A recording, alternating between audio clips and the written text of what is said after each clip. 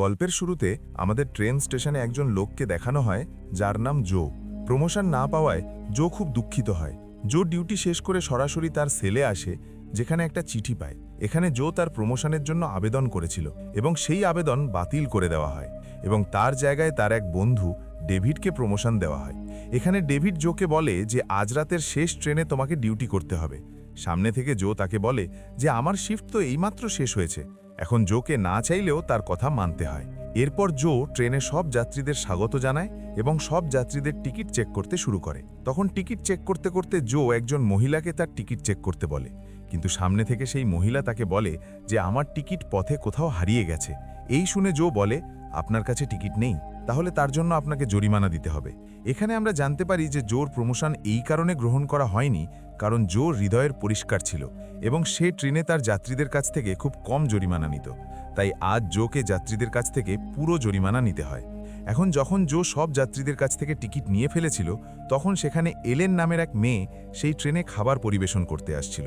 এটা দেখে জো তাকে জিজ্ঞেস করে যে তোমারও আজ রাতে ডিউটি আছে? তো এলেন তাকে বলে যে আমিও ডবল শিফটে আছি। সে তার ঘরের কিছু খরচের কারণে ডবল শিফট ডিউটি করে। এখন জো তার ডিউটি শেষ করে একটু বিশ্রাম নেয় এবং তখন বাইরে প্রচণ্ড বৃষ্টিও শুরু হয়ে গিয়েছিল। কিছুটা সামনে এসে সেই ট্রেন হঠাৎ থেমে যায় এবং ড্রাইভার এমার্জেন্সি কল দেয় যে ট্রেনের চাকায় কিছু সমস্যা হয়ে গেছে, তাই আমাদের হঠাৎ ব্রেক দিতে হয়েছে। এটা দেখে ড্রাইভার ট্রেনের সব চাকা এক এক করে চেক করতে শুরু করে। অন্যদিকে সব যাত্রীদের মালপত্র এদিক সেদিক পড়ে যায় এবং জো সব যাত্রীদের শান্ত হতে বলে।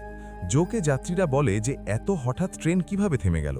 তার উপর ঘন জঙ্গল এবং প্রচণ্ড বৃষ্টি।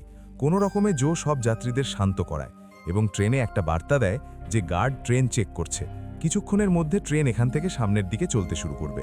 সেই সময় ড্রাইভার ট্রেনের নিচে একটা হরিণ দেখতে পায়, যেটা ট্রেনের একটা চাকায় আটকে ছিল। ড্রাইভার সেটা বের করছিল, ঠিক তখন জঙ্গল থেকে কিছু অদ্ভুত শব্দ তার কানে আসে। এটা দেখে ড্রাইভার ভয় পেয়ে যায় এবং এই সময় সেখান থেকে একটা নেকড়ে তার উপর হামলা করে, সেটা তাকে সেখানেই মেরে ফেলে।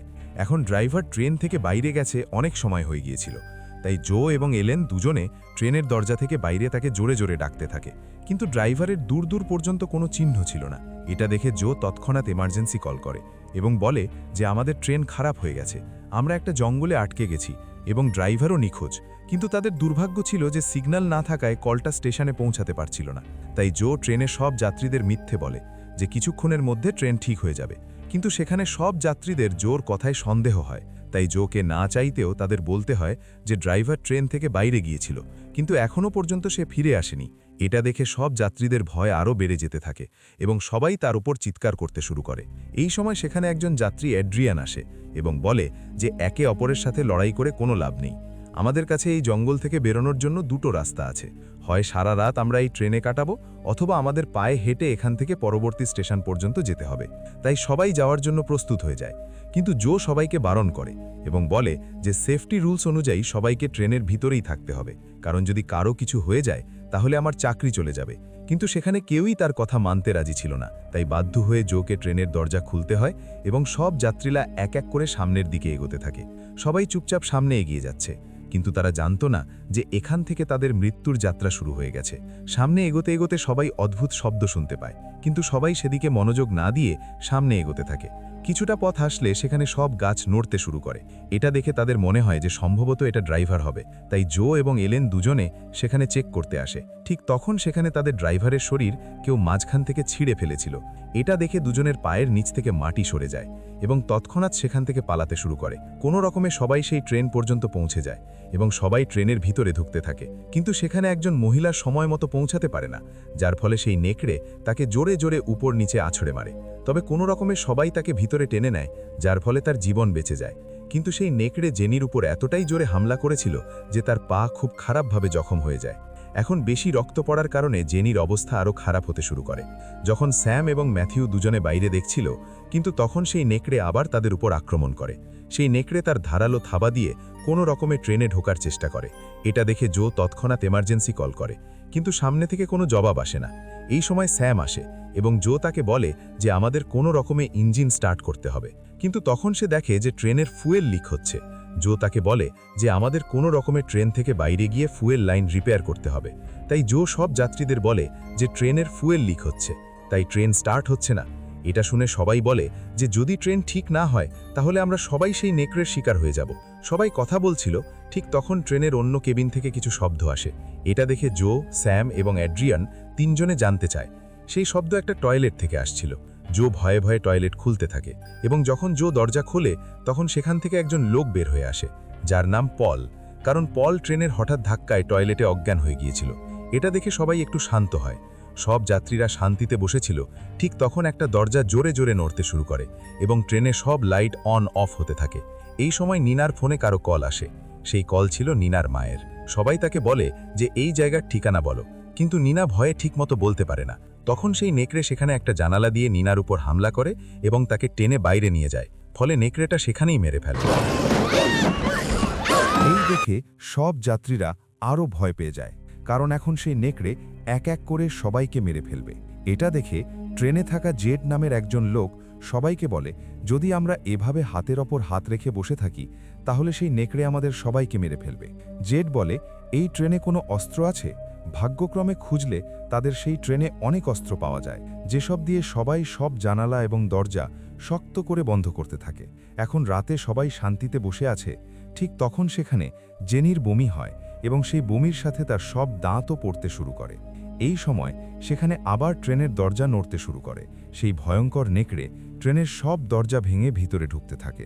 সবাই এর আগেই সেখান থেকে বেরোতে পারে। সেই নেকড়ে ট্রেনের ভিতরে এসে যায় আর জোকে মারতে যাচ্ছিল।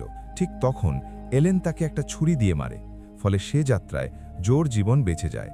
কিন্তু সেই নেকড়ে এলেনের উপর আক্রমণ করে, যার এতে সে খুব খারাপভাবে জখম হয়ে যায়। এর সুযোগ নিয়ে সেখানে সবাই তার উপর ভারী হয়ে পড়ে এবং তাকে মারতে থাকে। রাগে ভরা সেই নেকড়ে স্যামকে গলা ধরে তাকে উপরে তুলে নেয়। এই সময় অ্যাড্রিয়ান তার উপর আঘাত করলে নেকড়েটা স্যামকে ছেড়ে দেয়। নেকড়ে আহত হওয়ার কারণে এই সুযোগ কাজে লাগিয়ে ম্যাথিউ তাকে সেখানেই শেষ করে দেয়। এরপর সবাই তাকে গভীরভাবে দেখে। সেই নেকড়ে ছিল অর্ধেক মানুষ আর অর্ধেক পশু। কেউ কিছু বুঝতে পারে না। তারা একটু বিশ্রাম নিতে বসে যায়। ঠিক এই সময় নেকড়ের আবার হুঁশ ফিরে আসে, কিন্তু আক্রমণ করার আগেই জো তাকে সেখানেই শেষ করে দেয়।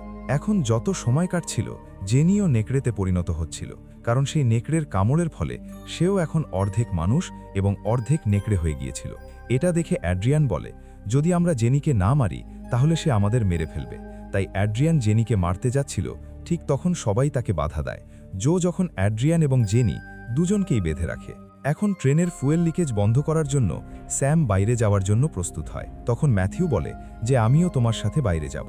বাইরে যাওয়ার আগে স্যাম এলেন এবং জোকে বলে, এই লাইট যখন সবুজ হবে তখন মানে আমি লিকেজ ঠিক করে দিয়েছি। যখন ফুয়েল গেজের সুই উপরে যাবে তখন ইঞ্জিন অন করে দেবে। তারপর ধীরে ধীরে অ্যাক্সিলারেটর চাপতে হবে। তারপর ফাইনালি এই ট্রেন স্টার্ট হয়ে যাবে। তারপরে স্যাম এবং ম্যাথিউ দুজনে ট্রেন থেকে বাইরে এসে ফুয়েল লিকেজ লাইন খুঁজতে থাকে। অন্যদিকে জেনির অবস্থা আরও খারাপের দিকে যাচ্ছে। অ্যাড্রিয়ান সবাইকে বলে, এখনও আমাদের কাছে সময় আছে, জেনিকে মেরে ফেলা উচিত, না হলে আমরা সবাই মারা যাব। এদিকে স্যাম সেই লিকেজ লাইন পেয়ে যায়। এটা দেখে সে খুব খুশি হয় এবং তৎক্ষণাৎ লিকেজ রিপেয়ার করতে থাকে। এই সময় জঙ্গল থেকে কোনো মেয়ের চিৎকারের শব্দ আসে। তাই ম্যাথিউ সেই শব্দ শুনে তার পিছু ধরতে থাকে।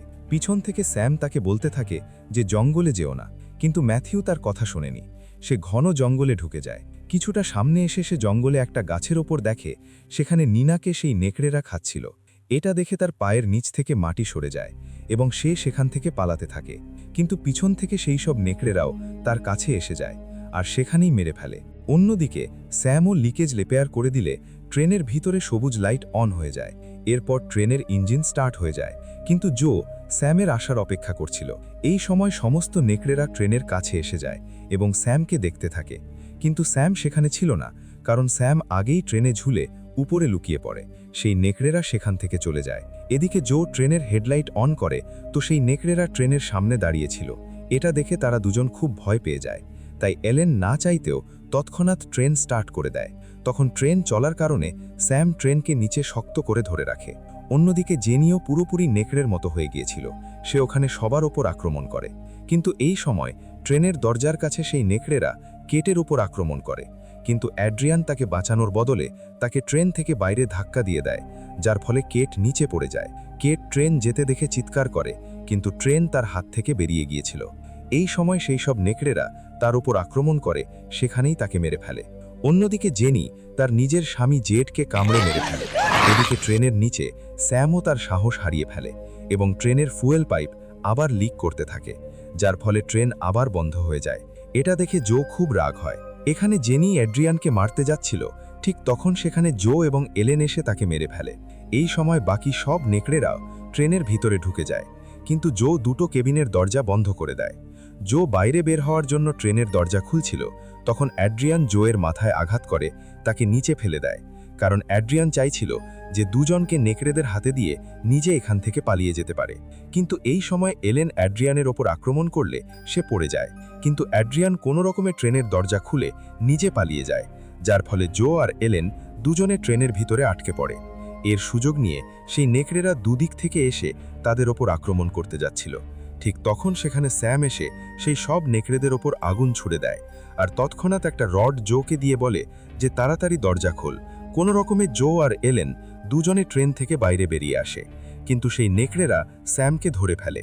এটা দেখে জো এবং এলেন দুজনে জঙ্গলের দিকে পালাতে থাকে, কিন্তু সেই নেকড়েরা দুজনের পিছু ধরছিল। তাই জো এলেনকে বলে যে আমি এই নেকড়েদের সাথে লড়াই করব, তুমি এখান থেকে দূরে পালিয়ে যাও। এলেনকে না চাইতেও জোকে একা ছেড়ে সেখান থেকে পালাতে হয়। এদিকে সেই সব নেকড়েরা জোকে চারদিক থেকে ঘিরে ফেলে আর সেখানেই মেরে ফেলে। অন্যদিকে এলেনও দৌড়াতে দৌড়াতে তার ট্রেন স্টেশনে পৌঁছে গিয়েছিল। এখানে শুধু সে বেঁচে যায়। তার হাতে আমরা জোর নম্বর প্লেট দেখতে পাই, যা তার কাছে জোর একটা স্মৃতি ছিল। এরপর দৃশ্য পাল্টে যায় এবং আমাদের জঙ্গলে অ্যাড্রিয়ানকে দেখানো হয় যে খুশিতে সামনে এগিয়ে যাচ্ছিল, কিন্তু তার এই খুশি কয়েক মিনিটের জন্য ছিল।